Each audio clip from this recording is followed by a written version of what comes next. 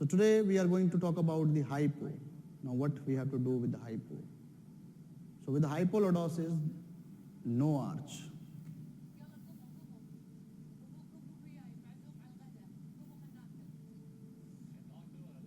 Loss of arch. So this hypolordosis, the loss of arch, what we can suggest to the students, in what way we have to go. So here, the things changes with the muscles, abdominals, tight, glutes, tight,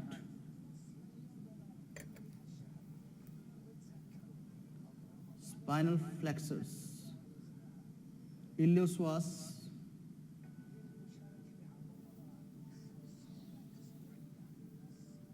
weak, spinal extensors,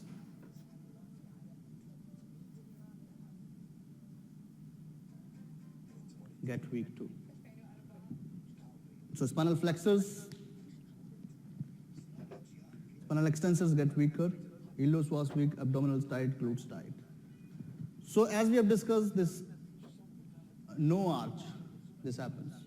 The pelvic goes back like this, right? So when the pelvis goes back like this, problem with the forward bending. So some of the corrective exercises which we can do with these. So these are the muscle imbalances which you have seen, that abdominals get tight, glutes get tight. What is happening here? If you see, this happens. Muscle tight, muscle shortened. These muscles over lengthened, weaker. So for this hypolordosis, so forward bending is challenging. So the exercises which we have to do for hypolordosis. So the pelvic goes posterior here. So exercises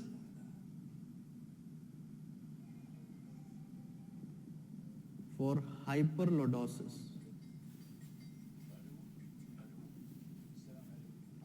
So alternate hand leg raise.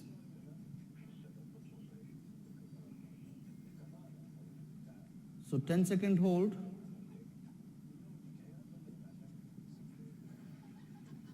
Three to 5 repetitions. Right? Then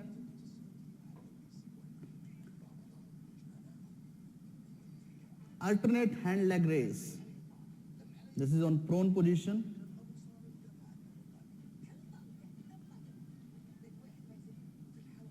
On your belly, right? On your belly. Then same exercise you can do kneeling position, or which you say tabletop.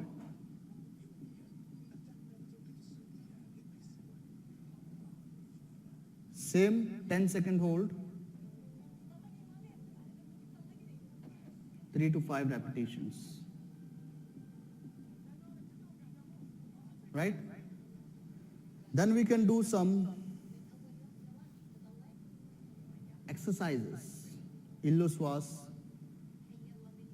also get weaker here.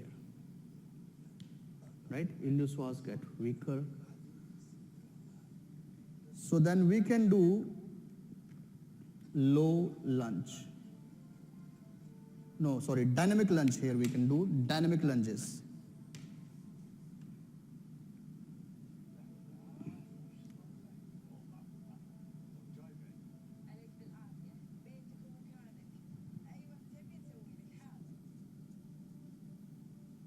Ten seconds hold into 3 to 5 repetitions.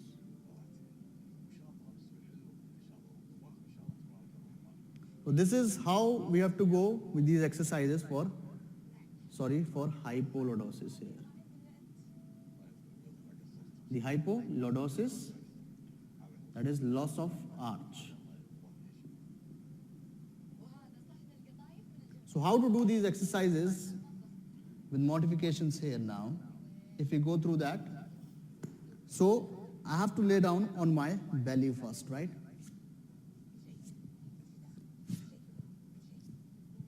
So lay down on your belly until I'm not finding a good balance.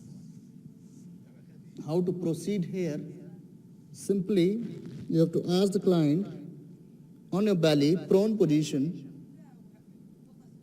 left leg up, alternate, right hand up. 10-second hold,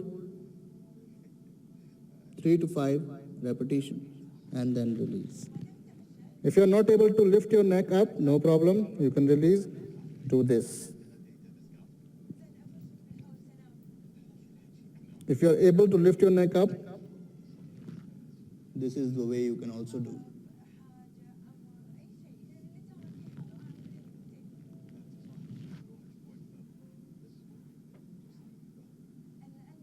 And then release. As you find that my client is able to get the more strength now, then go for the tabletop, that you call the kneeling position on your knees. So always check on the kneeling position here too. Your finger muscle has to be active easily, right? Your knee has not to be go more forward in relation to your hips, that your hips goes back. Or your knees has not to be too much backwards, that it can create again an arch. So it has to be in line with relation to your knee, ankle and hip. So the modification of this posture now as we go, that alternate hand leg raise into the kneeling position. First lift your leg up here and forward. It has not to be go like this is wrong, too much, not too much lower, that is wrong. So the pelvic has to be neutral in one line. And then release. Then we go to the other side here, lift your leg first, not too much high, wrong, it creates compression. If it is down, no activation of the muscle. So pelvic has to be neutral, control the core. And release. So this is the way you can do it, that your alternate hand leg raise into the kneeling position. Then we say about the dynamic lunges, how we have to go like this and this and this way. If you look at from the front, you have to go for the dynamic lunges. If you have a knee pain, don't try to keep your knee more down, just stabilize here. So dynamic lunges, control the pelvis, dynamic lunges. Change the leg after 3 to 5 repetition and do this. So activation of your iliopsoas too. So these are the exercises which you can do. If you want to do that way, you can do for the abdominal stretch. You can do the upward facing dog too. Like this is the good stretch for the abdominals too. So you can do the upward facing dog. So you feel that the front part of your abdominals getting maximum stretch.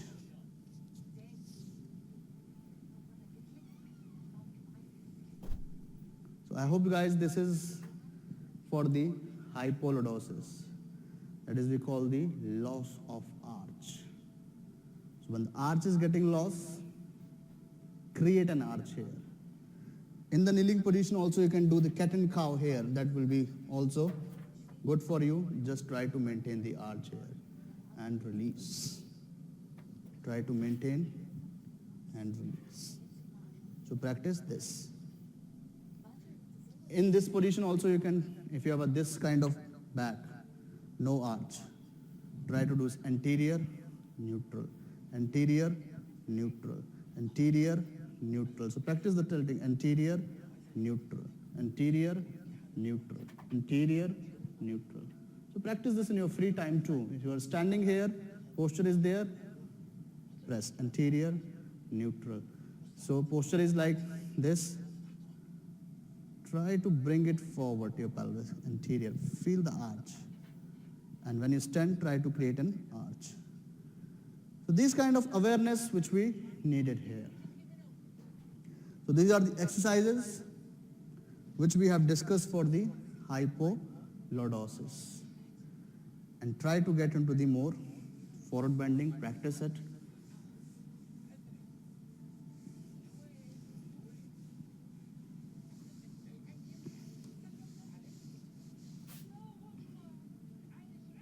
So I hope guys this must be clear to you. Exercises for the hyperlordosis. Always when you're going for the forward bending, always try to sit on the cushion. When you're going for the seated forward bend for posterior pelvic, 2 cushion, 3 cushion, until you don't find that you are creating an arch or your spine is neutral. So these are the exercises for hypolordosis.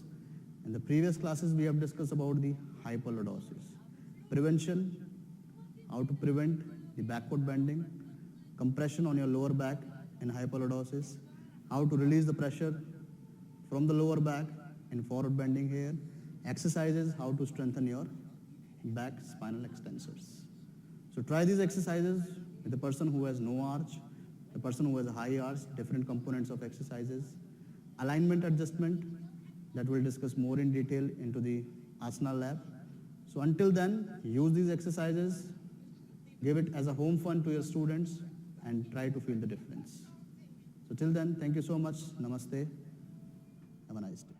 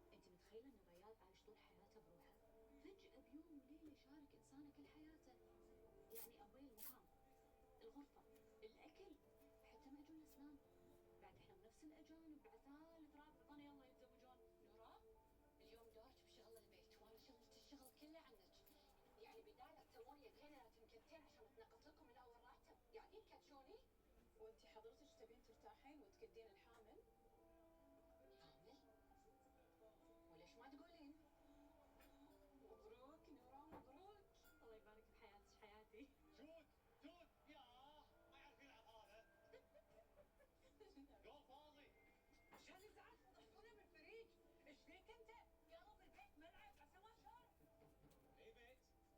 اه تقصدين بيتنا.